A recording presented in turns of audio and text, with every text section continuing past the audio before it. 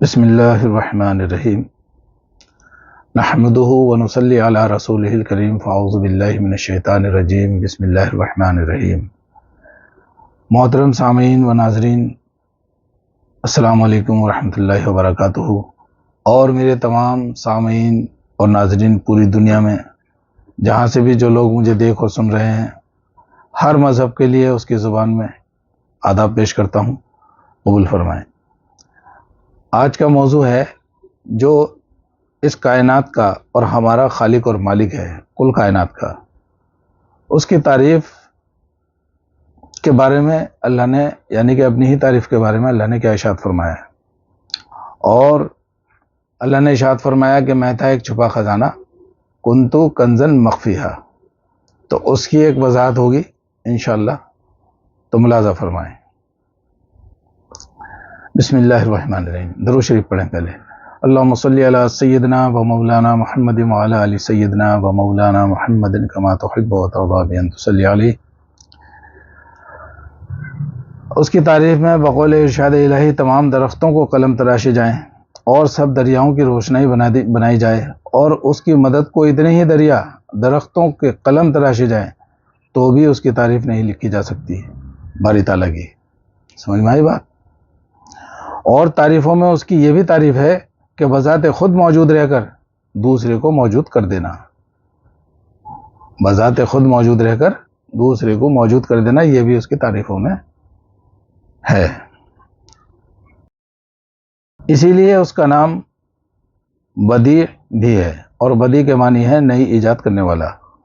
زمینوں اور آسمانوں کا کوئی وجود کہیں بھی نہیں تھا، زمین اور آسمانوں کا کہیں بھی کوئی وجود نہیں تھا، یہ اللہ پاک کی نئی ایجاد ہے۔ بدیع السماوات والارض، یعنی زمین و آسمان کو ایجاد کرنے والا۔ اگر یہ مان لیا جائے کہ سب چیزیں اللہ کے علم میں ہمیشہ سے تھیں، تو یہ بھی مان لینا ضروری ہوگا کہ وہ چیزیں ہمیشہ سے تھیں، کہیں نہ کہیں ضرور تھیں، چاہے علم ہی میں کیوں نہ ہوں۔ تو پھر نئی ایجاد کا مطلب بے معنی ہو جاتا ہے، تو پھر نئی ایجاد نہیں ہوئی اگر یہ بات مان لی جائے تو۔ اور بدیع کا معنی ہے نئی ایجاد کرنے والا یا بدیع، تو پھر کسی چیز کا کسی ترکیب سے ظاہر کر دینا مانا جائے گا جو پہلے سے موجود تھی۔ اللہ نے قرآن پاک میں ایک جگہ فرمایا،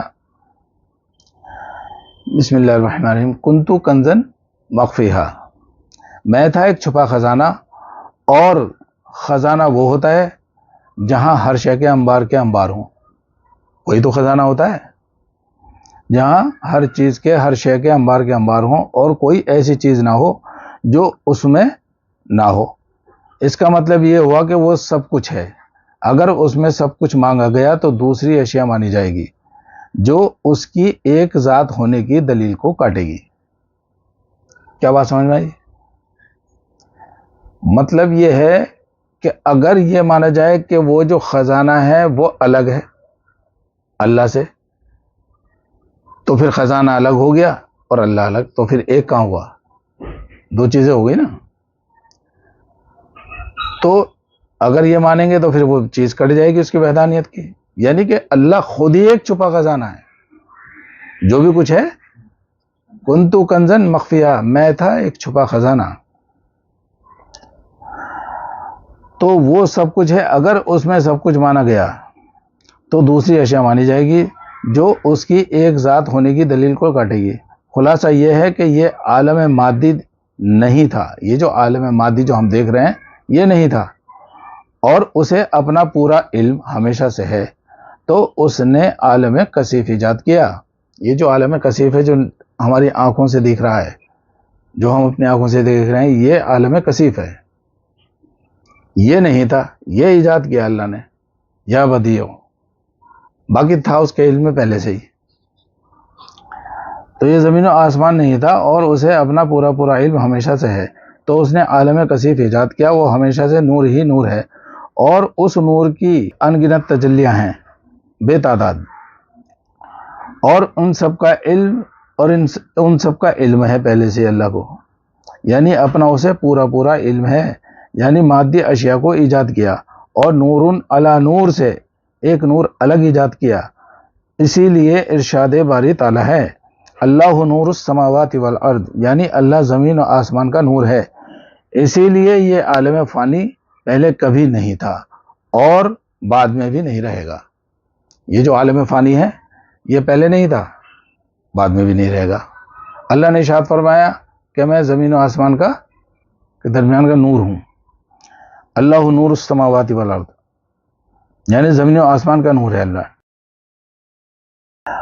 اور وہ نور جو نور علی نور کے بعد پیدا کیا وہ پہلے نہیں تھا، بعد میں موجود ہوا اور ہمیشہ ہمیشہ رہے گا، یعنی کہ خود موجود ہو کر کے دوسرے کو موجود کر دینا، یہ بھی اللہ کی تعریف میں سے تعریف ہے نا۔ تو وہ جو دوسری چیزیں اللہ تعالیٰ نے موجود کی، یا بدیع جو آپ کا اللہ کا نام ہے اسے، تو وہ یہ چیزیں ہیں جو موجود کی، جو میں نے ابھی تمہیں بتائی ہیں۔ تو اور وہ نور جو نور علی نور کے بعد پیدا کیا وہ پہلے نہیں تھا، بعد میں موجود ہوا اور ہمیشہ ہمیشہ رہے گا، اور نور علی نور ہمیشہ سے ہے اور ہمیشہ ہمیشہ رہے گا۔ اور قرآن پاک میں اسی نور کا ذکر ہے، جیسا اللہ کا ارشاد ہے، یعنی اللہ نے اسلام کے لیے جس کا سینہ کھول دیا وہ اللہ کے عطا کیے ہوئے نور پر ہے۔ بسم اللہ الرحمن الرحیم، افمن شرح اللہ صدرہ للاسلام فہو علی نور من ربہ۔ یہ پارہ 23 رکوع 16 آیت 1 کا ترجمہ ہے سورہ زمر کا۔ اور حضور اکرم صلی اللہ علیہ وسلم نے اس کی وضاحت صحابہ اکرام سے یہ کی، یعنی جب اللہ نے انسان اور جنات کو پیدا کیا تو یہ خواہش نفسانی کے اندھیرے میں پھنسے ہوئے تھے، تو اللہ نے ایک نور پیدا کیا، وہ نور جس قدر جس کے حصے میں آیا اسے دنیا میں آ کر اتنا ہی دین پر چلنا نصیب ہوا۔ اس آیت کی وضاحت رسول اکرم صلی اللہ علیہ وآلہ وسلم نے صحابہ اکرام سے اس طرح کی ہے۔ اور جس کے حصے میں وہ نور نہیں آیا اسے دین پر چلنا نصیب نہ ہوا۔ میں اسی لیے تم سے کہتا ہوں کہ اللہ کا قلم خشک ہو گیا، یعنی کہ لکھ کر کے، تو جو ہونا تھا وہ اللہ نے پہلے ہی لکھ دیا، فیصلہ فائنل ہو گیا، وہ لوح محفوظ پہ جو لکھ دیا گیا ہے۔ تو اب اللہ کے خزانوں کے بارے میں بتاتے ہیں۔ اللہ کے خزانے کی ایک چھوٹی سی جھلک سنیے۔ ایک آدمی سے اتنے آدمی نکلے، آج اربوں کی تعداد ہے، ایک ہی آدم ہے، آدم علیہ السلام، ماں حوا بھی انہی سے پیدا ہوئی، اور آج کتنے انسان ہیں، اور جانور سے جانور، پیڑوں سے پیڑ، کیڑے مکوڑوں سے کیڑے مکوڑے ختم ہونے کا نام نہیں لیتے، پرندوں سے پرندے، مچھلی سے مچھلی، قلم لاچار، لکھنے والے عاجز، جیسی کہ یہ کائنات یا دنیا ہے ایسی لاتعداد دنیا ہے۔ علامہ اقبال صاحب نے کیا کہا ہے، ستاروں سے آگے جہاں اور بھی ہیں، اور زمین اور بھی ہیں، آسمان اور بھی ہیں، خالی یہ زمین نہیں اور یہ آسمان نہیں، یہ تو ایک ہے، اس کے علاوہ بھی بہت عالم ہے۔ تو اللہ پاک نے اسی کو پھر قرآن پاک میں کس طرح سمجھایا؟